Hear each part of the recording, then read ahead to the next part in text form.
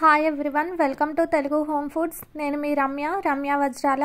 ఈ వీడియోలో ఒక టేస్టీ పొంగల్ రెసిపీని మీతో షేర్ చేస్తున్నాను. దీన్ని మనం మార్నింగ్స్ టైంలో బ్రేక్ఫాస్ట్లో కానీ లంచ్ డిన్నర్ దేంట్లోకైనా సరే చాలా సింపుల్గా చేసుకొని తినేయచ్చు.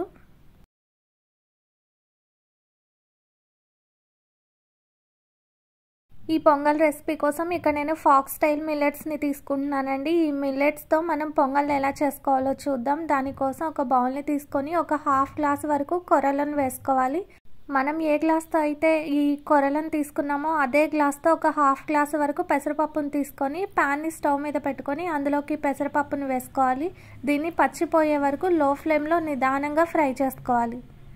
ఇలా ఒక 2-3 మినిట్స్ తర్వాత మనకి ఈ పెసరపప్పు అనేది బాగా ఫ్రై అయిపోయి గోల్డెన్ కలర్ వస్తుంది కదా, అలా వచ్చే వరకు ఈ పెసరపప్పును వేయించుకొని స్టవ్ ఆఫ్ చేసుకొని ఈ పెసరపప్పు మొత్తాన్ని మనం ఏ బౌల్లోకి అయితే మిల్లెట్స్ని తీసుకున్నామో అదే బౌల్లోకి వేసుకోవాలి. ఇప్పుడు ఇందులోకి వాటర్ని వేసుకొని నీట్గా ఒక 2-3 టైమ్స్ వరకు వాష్ చేసుకోవాలి. ఇలా వాష్ చేసుకున్న తర్వాత మనకి ఇవి మునిగే వరకు వాటర్ని వేసుకొని దీన్ని ఒక 6 అవర్స్ వరకు నానబెట్టుకోవాలి. ఈ మిల్లెట్స్ని మనం ఓవర్ నైట్ నానబెట్టుకున్నా కూడా మనకి ఈ పొంగల్ అనేది చాలా టేస్టీగా ఉంటుంది. అలా ఓవర్ నైట్ నానబెట్టడానికి టైం లేదు అనుకున్నప్పుడు ఒక 4-6 అవర్స్ వరకు నానబెట్టుకున్నా కూడా సరిపోతుంది. ఒక 6 అవర్స్ తర్వాత మనకి ఇదంతా నానిపోయింది కదా, ఇప్పుడు ఈ వాటర్ మొత్తం తీసేసి వీటిని ఒక ప్రెషర్ కుక్కర్లోకి వేసుకోవాలి.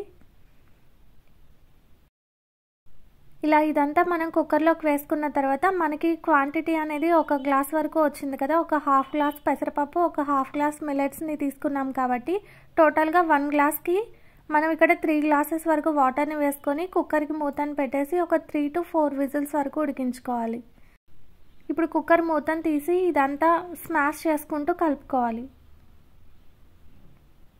చూసారు కదా, మనకి ఇదంతా బాగా సాఫ్ట్గా ఉడికిపోయింది. ఇప్పుడు మనం దీన్ని ఒకసారి కలుపుకొని ఒక పక్కన పెట్టుకుందాం. ఇప్పుడు ఈ పొంగల్కి పోపును పెట్టుకుందాం. దానికోసం స్టవ్ మీద ప్యాన్ని పెట్టుకోవాలి.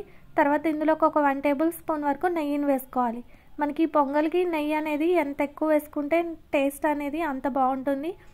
నేనైతే ఇక్కడ 1 టేబుల్ స్పూన్ నెయ్యి 1 టేబుల్ స్పూన్ ఆయిల్ని యాడ్ చేస్తున్నాను. తర్వాత తాలింపు గింజలన్నీ వేసుకోవాలి. తర్వాత ఇందులోకి క్రష్ చేసుకున్న మిరియాలని అలానే చిన్న అల్లం ముక్కను కూడా ముక్కలుగా కట్ చేసుకొని వేసుకోవాలి. ఇప్పుడు ఇదంతా ఒక 2-3 మినిట్స్ వరకు ఫ్రై చేసుకున్న తర్వాత ఇందులోకి పల్లీలు జీడిపప్పుల్ని వేసుకోవాలి. మనకి ఈ పొంగల్లోకి జీడిపప్పు ఎంత ఎక్కువ వేసుకుంటే మనకి పొంగలి అంత టేస్టీగా ఉంటుంది. ఇప్పుడు వీటన్నిటిని గోల్డెన్ కలర్ వచ్చే వరకు ఫ్రై చేసుకోవాలి. ఇది ఇలా కొంచెం ఫ్రై అవుతుండగానే ఇందులోకి ఒక ఎండుమిరపకాయను వేసుకోవాలి. తర్వాత కొంచెం కరివేపాకును కూడా వేసి ఫ్రై చేసుకోవాలి. ఇప్పుడు ఇందులోకి మీడియం సైజు పచ్చిమిరపకాయలను ఒక 4ని పొడుగ్గా ముక్కలు కట్ చేసుకొని వేసుకోవాలి. ఇప్పుడు ఈ పచ్చిమిర్చి అలానే ఆ తాలింపు మొత్తం ఒక 2-3 మినిట్స్ వరకు బాగా ఫ్రై చేసుకోవాలి. ఈ పొంగల్లోకి నేను ఇంగువని యాడ్ చేయట్లేదండి, నచ్చిన వాళ్ళు వేసుకోండి లేదంటే స్కిప్ చేసేయండి. ఇప్పుడు మనకి ఇదంతా బాగా ఫ్రై అయిన తర్వాత మనం ముందుగా పొంగల్ని ఉడికించి పెట్టుకున్నాం కదా, ఆ పొంగల్ మొత్తాన్ని ఇందులోకి వేసుకోవాలి. దీన్నంతా ఇలా వేసుకున్న తర్వాత ఇందులోకి ఒక 1 గ్లాస్ వరకు వాటర్ని వేసుకోవాలి. ఇప్పుడు ఈ వాటర్ ఈ పొంగల్ మొత్తం కలిసే వరకు కలుపుకోవాలి. దీన్నంతా ఇలా కలుపుకున్న తర్వాత ఇందులోకి మనం సాల్ట్ వేసుకోవాలి. సాల్ట్ ఒక 1/2 టేబుల్ స్పూన్ వరకు వేసుకోవాలి. తర్వాత పసుపు ఒక చిటికెడు వేసుకొని ఇదంతా బాగా కలిసే వరకు కలుపుకోవాలి. ఇప్పుడు స్టవ్ని లో టు మీడియం ఫ్లేమ్లోకి అడ్జస్ట్ చేసుకొని ఈ ప్యాన్ మీద మూతను పెట్టేసి ఈ పొంగలి మొత్తాన్ని ఒక 2-3 మినిట్స్ వరకు ఉడికించుకోవాలి. ఇదంతా ఇలా ఒక 2-3 మినిట్స్ వరకు ఉడికిన తర్వాత మూతను తీసి దీని మొత్తాన్ని ఒకసారి కలుపుకొని మనకి ఈ పొంగలి ఈ స్టేజ్లో ఉండగానే మనం స్టవ్ ఆఫ్ చేసుకొని మూతను పెట్టి ఒక 15 మినిట్స్ వరకు అలా వదిలేయాలి. మనకి ఈ పొంగల్ అనేది కొంచెం జారుగా ఉన్నప్పుడే మనం దీన్ని స్టవ్ ఆఫ్ చేసుకుంటే మనకి ఇది చల్లారిన తర్వాత గట్టి పడకుండా ఉంటుంది. అంతే అండి, చాలా సింపుల్గా చాలా క్విక్గా అయిపోయే మిల్లెట్ పొంగల్ అనేది రెడీ అయిపోయింది.